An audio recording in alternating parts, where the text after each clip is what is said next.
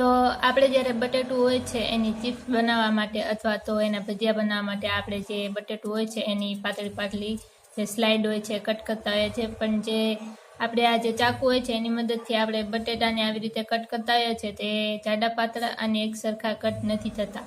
તો એના માટે આપણે શું કરવાનું છે કે આવું ચાકુ આપણે યુઝ નથી કરવાનું. આપણે જે બટેકાની છાલ હોય છે એને ઉતારવા માટેનું જે ચાકુ હોય છે એ યુઝ કરવાનું છે. તો આની મદદથી તમે જે બટેટું હોય છે એની આવી રીતે સ્લાઇડ કટ કરશો તો એકદમ પાતળી કટ થશે અને એક સરખી કટ થશે. તો તમે અહીંયા જોઈ શકો છો કે આ એકદમ પાતળી સ્લાઇડ કટ થઈ છે. એની સાથે તમે જે ડુંગળી હોય છે એના જો ભજીયા બનાવવા માંગતા હોય તો એને પણ આપણે જે આ બટેટાની છાલ ઉતારવાનું જે ચાકુ હોય છે એની મદદથી એને પણ કટ કરી શકીએ છીએ અને એ પણ એકદમ પાતળું કટ થાય છે. તો આવી રીતે તમે જે ડુંગળી અને બટેટા હોય છે એને કટ કરી શકો છો.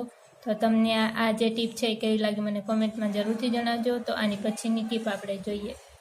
તો આપણે જ્યારે નવો કાચ લેતા હોઈએ છીએ ને ત્યારે તો એ ખૂબ જ સરસ અને સાફ હોય છે, પણ થોડા સમય પછી એની ઉપર ડાઘ લાગી જાય છે. તો અહીંયા તમે જોઈ શકો છો કે આની ઉપર પણ થોડા ઘણા એવા ડાઘ લાગી ગયા છે.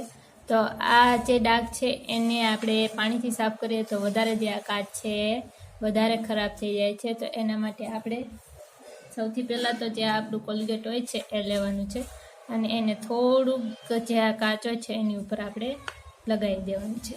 એકદમ થોડુંક જ લેવાનું છે અને પછી આપણે એક કોઈ પણ જે નકામું મોજું હોય છે એ મોજું લેવાનું છે અને પછી આ જે કાચ છે એને આપણે સાફ કરી લેવાનો છે. તો આવી રીતે તમે જે કાચ છે એને સાફ કરશો તો એની ઉપર કોઈ પણ જે પાણીના ડાઘ લાગ્યા હોય અથવા તો જે ધૂળ હોય છે એના ડાઘ લાગ્યા હોય તો એ એકદમ નીકળી જશે અને તમારો જે કાચ છે એકદમ નવો થઈ જશે. તો આવી રીતે તમે જે કાચ હોય છે એને સાફ કરી શકો છો. તો આ જે ટીપ છે એ તમને કેવી લાગી એ મને કોમેન્ટમાં જરૂરથી જણાવજો. તો આની પછીની એટલે કે નેક્સ્ટ ટીપ આપણે જોઈએ.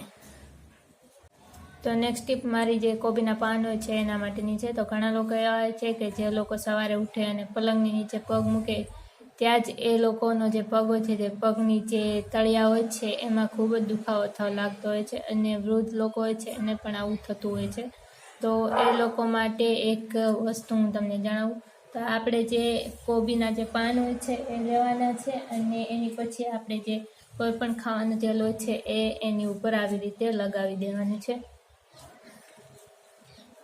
આવી રીતે એની ઉપર પાનની ઉપર આપણે સૌથી પહેલાં તો આવી રીતે જે ખાવાનું તેલ હોય છે એ લગાવી દેવાનું છે અને એની પછી આપણે જે હળદર હોય છે એ હળદર થોડીક લઈને આપણે આની ઉપર આવી રીતે છાંટી દેવાની છે. અને પછી આપણે શું કરવાનું છે કે દરરોજ રાત્રે આપણે જે આ કોબી જે છે એ આપણે આવી રીતે તૈયાર કરવાનું છે એનું પાન. અને પછી આપણું જે પગ હોય છે એની તળિયાની નીચે આપણે જે આ પાન હોય છે એને આવી રીતે રાખીને પછી આપણે જે આ કોબી હોય છે એને કોઈ પણ પોલિથીનની મદદથી અથવા તો દોરાની મદદથી બાંધી દેવાનું છે. તો તમને જે પગના તળિયા સવારે ઉઠતા વખતે દુખતા હોય છે દુખશે નહીં અને તમારા જે તળિયા હોય છે એ ખૂબ જ સારા થઈ જશે. તો આવી રીતે તમે જે પગનો દુખાવો હોય છે એ પણ ઠીક કરી શકો છો.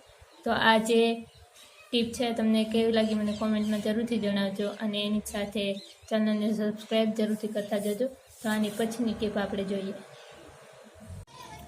નેક્સ્ટ ટીપ મારી જે કુકરની રિંગ હોય છે એના માટેની છે. તો આપણી જે કુકરની રિંગ હોય છે એને આપણે ઢાંકણમાં લગાવીએ પછી આપણે કંઈ પણ જે દાળ હોય અથવા તો કોઈ પણ કઠોળ હોય એને બાફવામાં રાખીએ તો આ જે રિંગ છે એ નીકળી જાય છે અથવા તો જે કુકર હોય છે એની અંદરથી પાણી પણ નીકળી જતું હોય છે. તો એના માટે આપણે શું કરવાનું છે કે આ જે કુકરની રિંગ હોય એને સૌથી પહેલાં તો કાઢીને એને પાણીવાળી કરી લેવાની છે અને પછી આપણે જે ઘઉંનો લોટ હોય છે એ ઘઉંનો લોટ લઈને આ જે કુકરની રિંગ હોય છે એને આવી રીતે લોટવાળી કરી લેવાની છે. તો આપણે બસ બધી સાઈડથી જે આ કુકરની રિંગ છે એને આવી રીતે લોટવાળી કરી લઈએ. પછી આપણે જે કુકરનું ઢાંકણ છે એમાં આને લગાડીને કોઈ પણ જે વસ્તુ હોય છે એને બાફવા માટે મૂકી દઈએ તો એની અંદરથી જે પાણી નીકળે છે પાણી પણ નહીં નીકળે અને જે કુકરની રિંગ હોય છે એ નીકળી જાય છે પણ એક પણ નહીં નીકળે. તો આ જે ટીપ છે તમને કેવી લાગી મને કોમેન્ટમાં જરૂરથી જણાવજો. તો આની પછીની ટીપ આપણે જોઈએ.